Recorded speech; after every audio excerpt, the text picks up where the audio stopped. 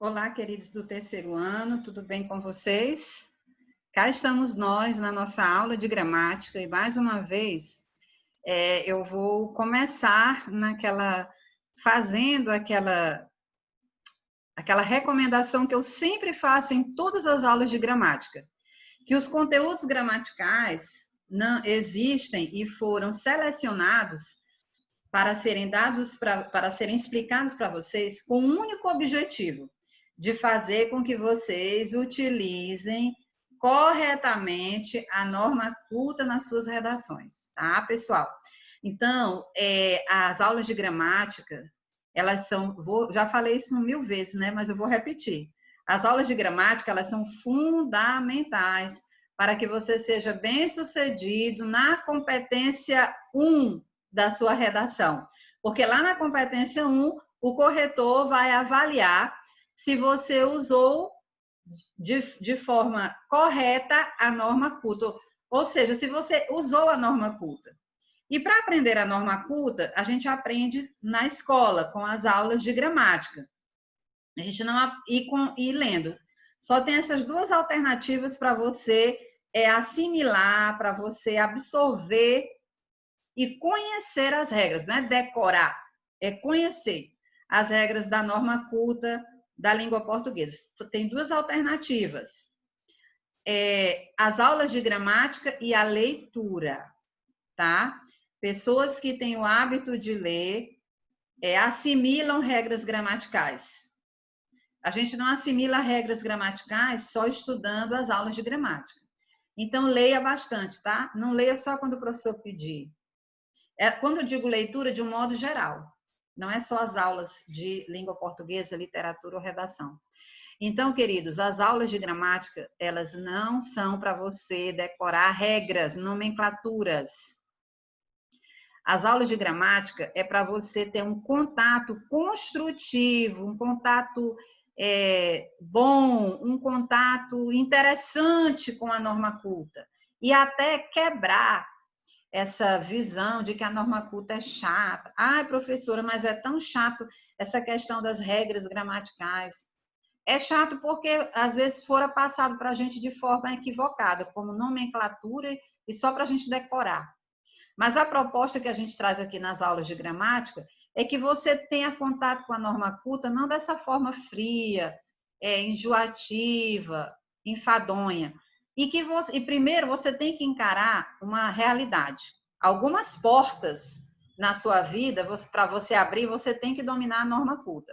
Ah, professora, mas eu não quero fazer, nem não quero na minha vida, eu quero fazer o curso universitário, eu quero só na área de exatas, eu não quero saber dessa coisa de ter que falar, de ter que escrever muito, então eu não preciso. Precisa sim. Todo profissional tem que ter o domínio da norma culta da sua língua materna, não interessa a área que você utilizar. Já pensou se você for, quando você for engenheiro, você for fazer um relatório dos seus projetos, você não dominar a norma culta? Já pensou que coisa tão triste que vai ser? Ou mesmo você sendo profissional de qualquer outra área, você é chamado para fazer uma palestra e você não sabe utilizar a norma culta, você vai fazer um mestrado, um doutorado, como é que você vai fazer a sua tese de mestrado e doutorado? Ou até mesmo o seu TCC, se você não dominar a norma culta. Então, não existe essa ideia. É um equívoco achar que só quem tem que ter domínio da norma culta são pessoas que tendem para a área de humanas, ou para a área de linguagens, que engloba também a área de humanas. Então, toda e qualquer área, no mundo profissional, você tem que ter o domínio básico da norma culta. Do contrário, você vai passar vergonha. E em algumas situações de avaliação, né, você nem será aprovado, se você não dominar a norma culta. Tá bom, queridos? Mas ela não é nenhum bicho-papão, tá? E hoje nós vamos trabalhar com um assunto que vocês precisam muito para fazer os seus textos, certo? Abra seu livro na página 117. Vamos lá. Abra seu livro, deixe seu livro aberto aí na página 117, que aí você vai entender por que a gente pediu para abrir o livro. Então, você deixa aí aberto seu livro de língua portuguesa, na página 117. Vamos lá. Vamos para a próxima tela.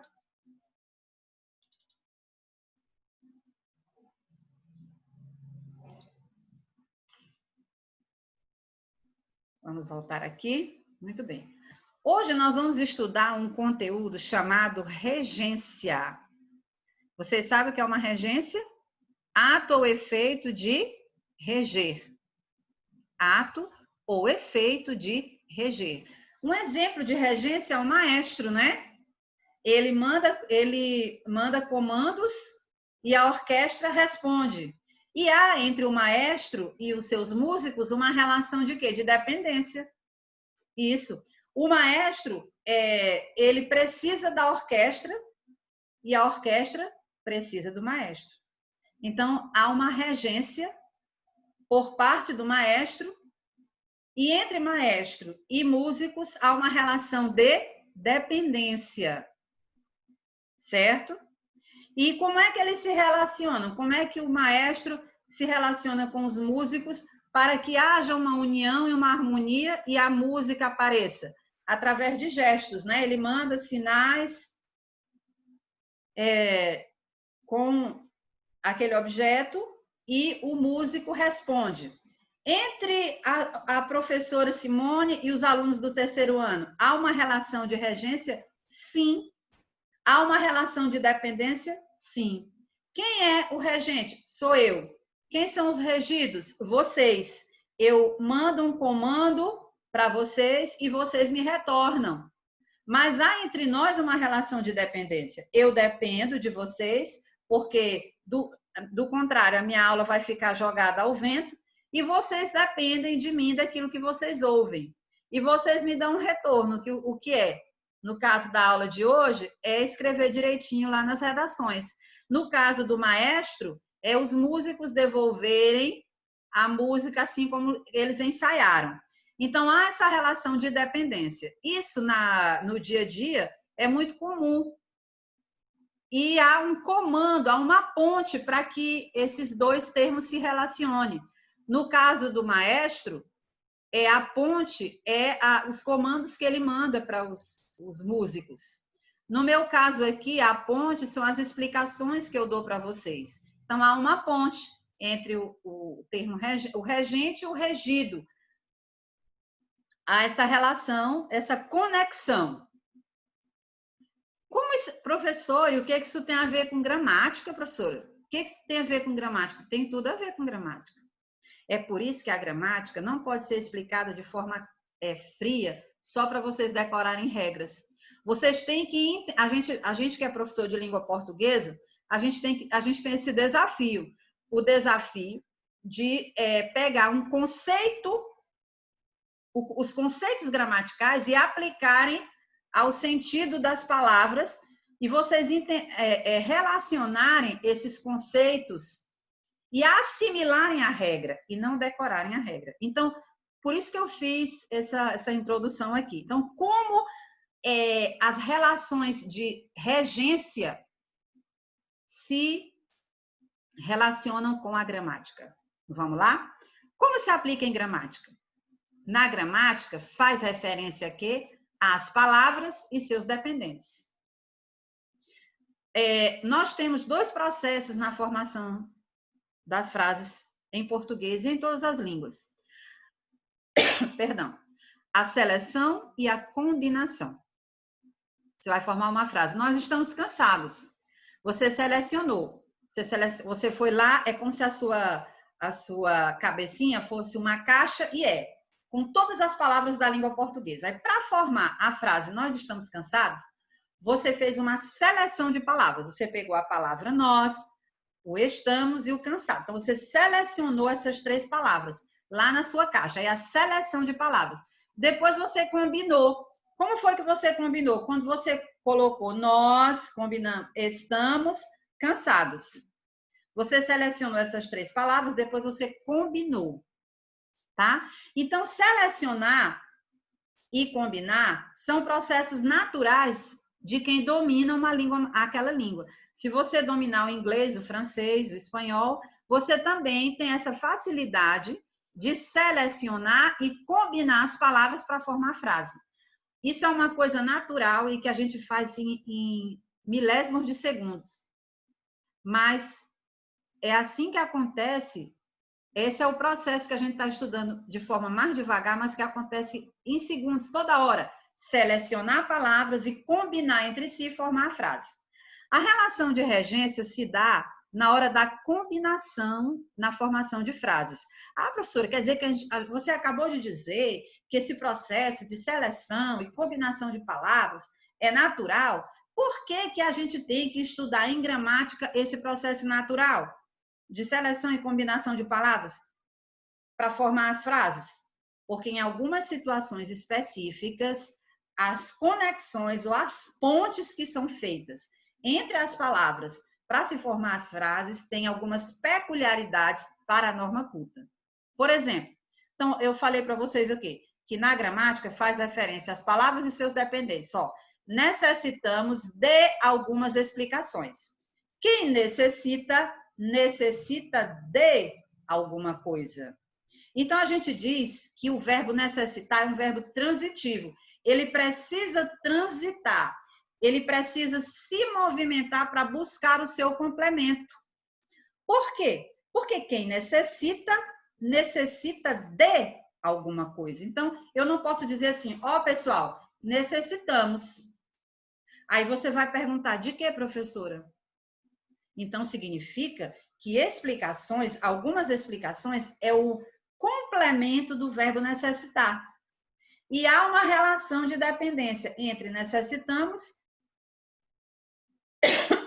perdão, pessoal, entre necessitamos e algumas explicações. Há uma relação de dependência. Depois, temos necessidade de algumas explicações. Temos necessidade de algumas explicações. Quem tem necessidade de alguma coisa.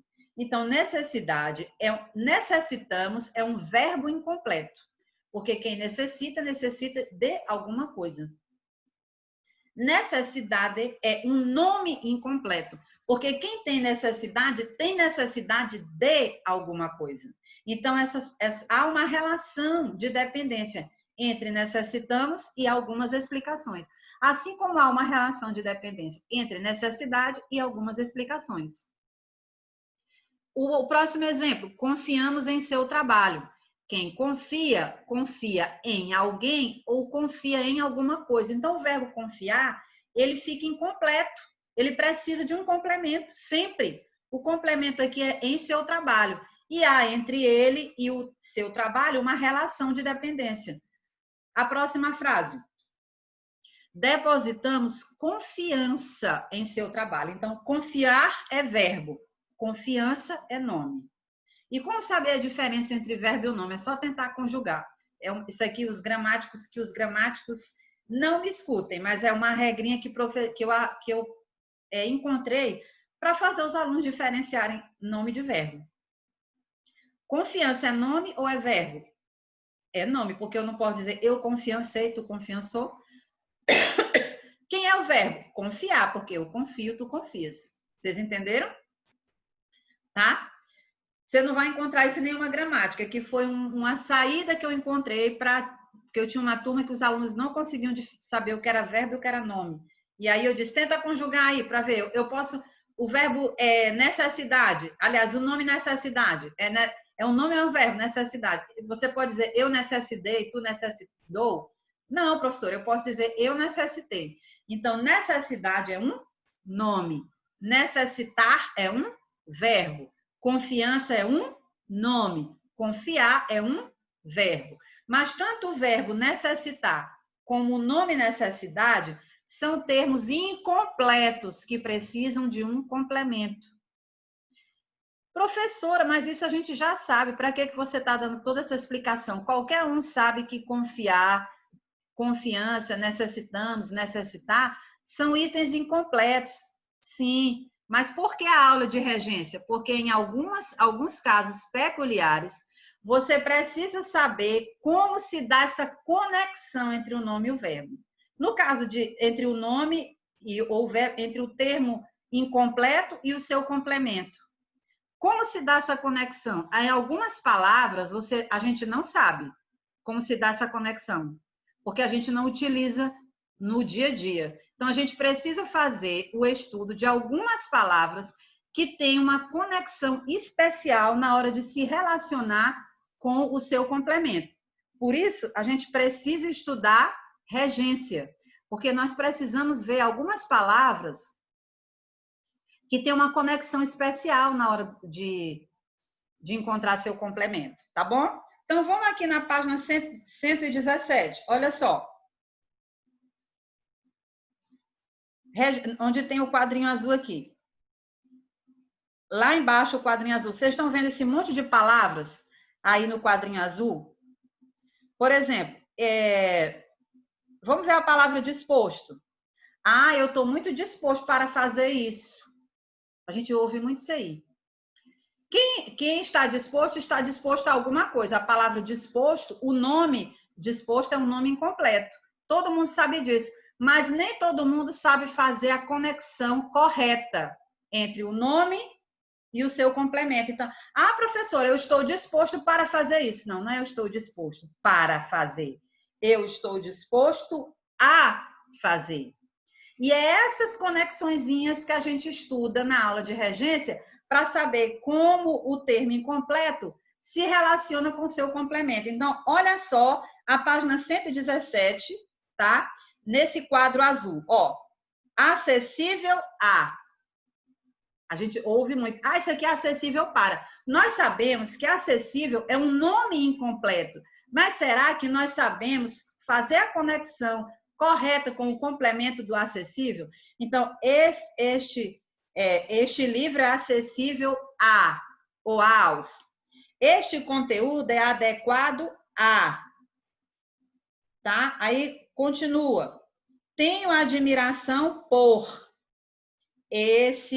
Essa comida é agradável a, não é? Outras palavras. Ansioso de para o por. Apto a.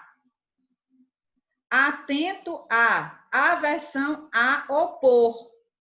Professora, eu tenho uma aversão com aquela menina. Não é com. Eu tenho aversão a aquela menina ou por aquela menina.